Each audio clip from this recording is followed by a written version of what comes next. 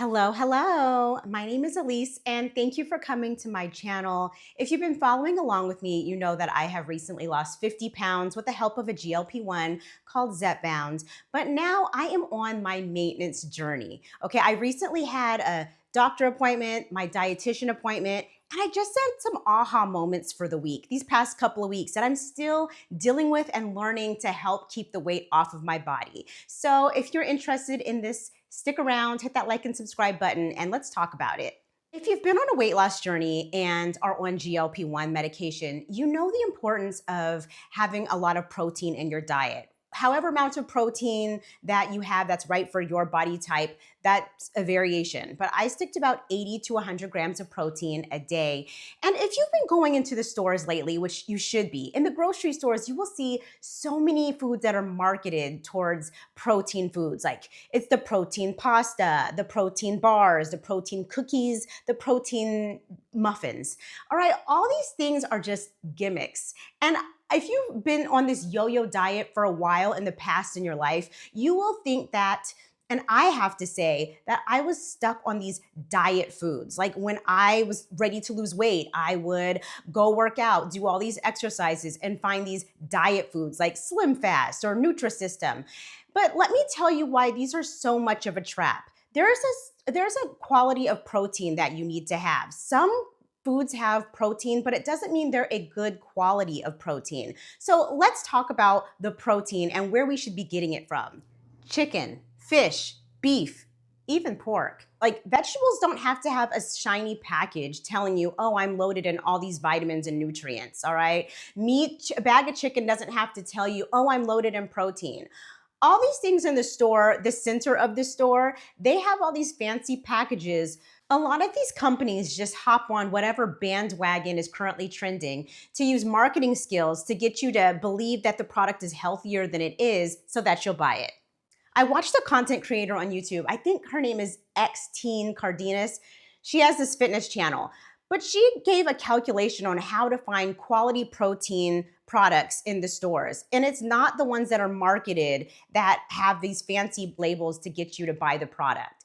The amount of protein that is in the product that you have, you multiply that amount of protein by 10.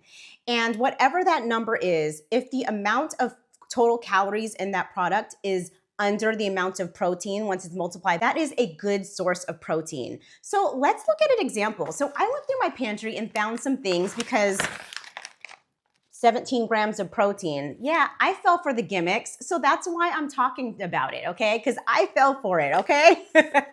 So let's look at this. So this granola. Now, typically, I don't eat a full bowl of granola. I'll throw a couple of chunks on top of my Greek yogurt. But let's just use this as an example because this is the only example that I had in my home. Okay, so this has 17 grams of protein. You probably can't even see it, but it's okay. So 17 times 10, that's 170. Now, if the calorie amount is under the amount of that calculation, then that's a good source of protein. But look, this calorie, it's 270 grams, 270 calories. So that is over 170 grams of protein. So even though this has protein in it, it is a bad no, it's a bad source of protein. And so I used to have protein bars, which are basically just adult candy bars. If you look at the amount of protein in there, some of these protein bars have like 300 calories in them. You should have just ate a meal. You would have been so much more satisfied, had more nutrients if you just ate an actual well-balanced meal. So let's try another product, okay? String cheese, okay? This is a nice little protein snack that I have. I'll have it with like an apple. It's like an afternoon snack that I have. So let's do this calculation. All right, so it has 8 grams of protein. So 8 times 10 is 80, and the total amount of calories is 70. So this is a good source of protein. You can have stuff that has protein in it, but it doesn't mean it's a good source of protein. So for record, the most part, most packaged things you just want to stay away from. Is there convenience with them? Yes. But for the most part, when you are on your weight loss journey, losing weight, you want to stick to whole ingredient foods, natural foods. I even stopped buying those pre-chopped items because let's just be honest, a whole head of like broccoli, okay? It's way cheaper than the already chopped up kind that you can just steam in the microwave for convenience. But that convenience can mess up your whole diet. As convenient foods are just everywhere. And sometimes you just gonna have to chop the vegetables. But one of the convenient foods that I have actually that I stick to is a protein powder. This is EarthChimp. It is a chocolate protein powder, a vegan protein powder. So let's look at that calculation that I talked about earlier. I almost dropped this bag. Okay, so this is 20 grams of protein, 20 times 10 is 200. The total amount of calories is 120. So this is an amazing source of protein, okay? So sometimes I just can't get that meal in the morning. I'm off to work 4 days a week. So I stick to my protein powder. EarthChimp is a plant-based protein powder with 20 grams of protein, probiotics, and fiber. It helps me hit my daily protein goals, and I feel good about it. There are some days where I struggle to get all my protein in, but with this protein powder, it helps me maintain my goals. I simply add 1 cup of almond milk, add the EarthChimp's chocolate protein powder. They come in various flavors, but chocolate is my favorite. And then I'll additionally add some spinach and some frozen berries to get all the nutrients. Use code 10ECALEASE to get 10% off of your purchase. The link is in the description below. My second aha moment of the week is that I noticed that I am still chewing my food too fast. You have to chew your food slower. And I didn't notice it. I mean, I remember my son telling me, "Mom, why are you eating so fast?" This was in the days where I was working in the hospital, taking kids to baseball, gymnastics. My life was full, okay? With 3 kids, my life was really, really full, working 12-hour shifts. But I had to rewire my brain to eat slower. I would find myself having a full mouth of food with a fork, already having food still on it. So I haven't even digested and enjoyed the bite of food that was in my mouth before I was ready for the next one. So it doesn't matter what your beliefs are or what your religion is. I have stopped to take a pause before I eat food. I don't want to be stressed, multitasking while I eat. I sit down, have a pause, and I say a prayer. It can just be praying. It could just be a gratitude. It could just be a simple thank you. But I have to rewire my brain for that pause, to change my mode, whatever tempo I came from, to slow down and pause before I eat. It takes your brain 20 minutes to register that you're full. Eating slower improves your digestion. Having that pause and being mindful about how you're eating, the tempo you're eating, just being grateful for the food that you have in front of your face also improves your blood sugar. When you eat really quickly, it's like a jolt to your system. So how you're eating, stacking it with protein, vegetables, fiber, and carbs together can lower your blood sugar. So for me, my aha moment was to have undistracted eating. No more scrolling on the phone, looking at phones, emails, having the TV on, watching TV while I'm eating. Take that pause, have full gratitude, and chew slower. So that's what I'm still working on after I realized I was diving into my plate a few nights ago. So it's just something that I have to be mindful every time I eat. Updated appointment with my doctor, my prescribing doctor for my Zepbound, and we discussed how I'm going to titrate off the medication. Now, I know there is no official way to titrate off the Zepbound medication. My physician said, "Hey, there is no exact way to do it. It's constant communication between me and you that's gonna get us through it." And he basically said, "You're gonna be on this medication for at least another 9 months," which I'm okay. I told him, I just reminded him, I've been on this medication for over 14 months. He said, "That's not a long time, okay? Some of my patients we just decided we're staying on it for forever." And that's okay, especially if you're using a GLp-1 for diabetes management or whatever personal decision that you have. I just decided for me, I wanted to come completely off the medication at some point, okay? And so right now I'm back on 7.5 milligrams. So our game plan that we discussed is after I complete the 7.5, I'm gonna go down to 5 milligrams for 3 to 4 months. And then I'm gonna go down to 2.5 to 3 to 4 months. And then we're gonna see where we end up, okay?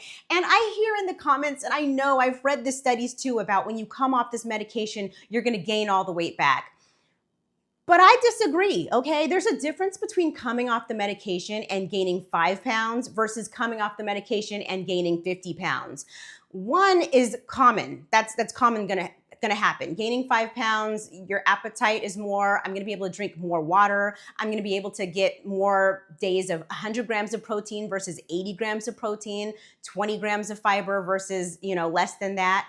But gaining 50 pounds over a certain time of after coming off the GLP-1, that's basically you didn't learn anything from this process. You didn't have your set habits, you didn't have your mindset shift change, and you just didn't change your lifestyle. So gaining 5 to 10 pounds after coming off this medication is not detrimental. And so, we'll see what happens, but I decided that that's what I'm going to do for myself, and I have my doctor and we have a game plan together. Additionally, I met with my registered dietitian, and we're still not talking about calories. We're still talking about habits and triggers and how to rewire and keep on getting and establishing better habits. Because if you change too many things at once, you're not going to stick to it, okay? Things have to be slower and slowly, and you just have to have these aha moments where you realize something isn't working and you just have to decide to shift. But doing everything at the same time is really, really hard. I used to have this all or none mindset where it's like, I'm gonna be 100% perfect, and if I fall off the wagon completely. No, you can have things in moderation. It's okay. But one person's version of moderation is different from another. Like having a sweet treat like a cookie is someone's moderation is once a week, while someone's moderation is once a month. Which reminds me, another aha moment of the week is I recently had a snickerdoodle cookie. I love snickerdoodle cookies. They're yummy, they're moist, they're soft. They're just so good. So when I took a bite of one, I realized that cookie was way too sweet, like disgusting sweet, like sickening sweet. I only had half of it and I had to chug it down with a bunch of water. I don't know if the sweetness that grossed me out was one, because I'm on a GLP-1, or two, it's because I'm on a GLP-1, I have rewired my palate and I'm no longer desiring those sweet things like I used to. So I don't know. Who's to say? It could be a combination of them both. But it was just an eye-opener to me that I'm no longer craving the sweet things like I used to. And can I have some? Yes, I can, but I don't have to eat a whole piece of a cookie, a whole slice of a pie. I can have enough that just satisfies, that gives me that little taste, and I'm able to push it away. So my next dietitian appointment isn't until February. That is a game plan. Because we have our game plan already ready, my doctor emailed my dietitian. So we're all in cahoots together to support me. And there was just something about these last appointments that I had where my doctor was just like, Elise, I'm so proud of you. You have such success with this. And I want to let you know this wasn't just the medication that got you here. It was you changing your lifestyle, you making the decisions, and your discipline that did it all. And I'm so proud of you. And for me, I never thought I needed to hear that. But I realized in that moment, I did need to hear that. I needed to hear someone say, who was rooting for me and said, you did a good job. And there's no problem with needing support, whether it's on a group page or through your doctor or through your family or through a counselor. There is no shame in needing support. And I encourage you to get the support that you need. On this maintenance journey that I'm on now, because I'm in my 130s. I fluctuate between 134, 136, sometimes 138, and that's okay. As long as I'm in my 130s, I'm feeling comfortable and confident in my skin. And the goal wasn't to get skinny. The goal was to feel confident and healthy in my own body. And, on this maintenance, while I'm on maintenance, I'm not living in a bubble. Like when you're losing weight, sometimes you have to say no to social gatherings and doing the habits and the things that you used to do, or doing them a lot less, if not at all. But unless you're living under a cave, you're doing life with real people, other people.